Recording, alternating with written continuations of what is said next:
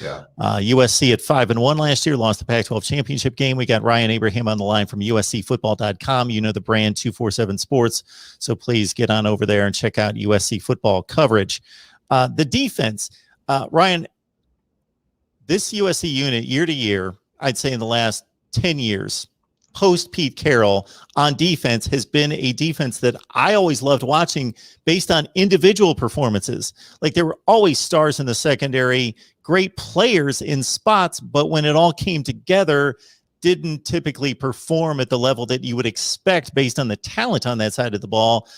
You mentioned Todd Orlando. Do you think they finally have the personnel and the scheme in place to make it happen? Yeah, I think it's a good observation, Mark. We've seen that a lot. There would be the talent level would be here, but the performance might be a little bit lower than that. And I like what Todd Orlando has been saying. And one of the stuff, we got to talk to him last week, I believe it was. And for him, he wanted to install a kind of a new culture of more of toughness, of discipline. And they didn't really have an opportunity to do that last spring because they only had one spring practice and everything got cut short because of the pandemic. And he was telling us, it's like, we had 4 weeks to get ready in the fall. That's all the time they had.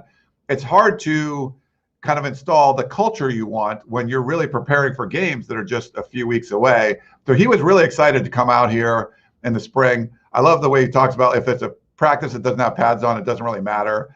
One of the coaches told us it's like PE class. It doesn't, it's really not the same.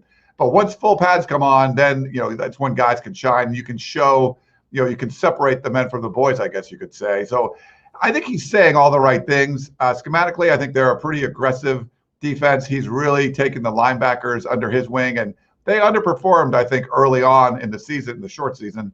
But they got that's a group that got better. And I feel like now that they have this opportunity to really install the culture they want, and then also kind of the schemes, you're going to see a more cohesive defensive unit and utilize some of that talent better than they might in the past. So I'm pretty bullish on what he's had to say, and just watching them and watching them practice, it does feel different than what we've seen the past several years from USC.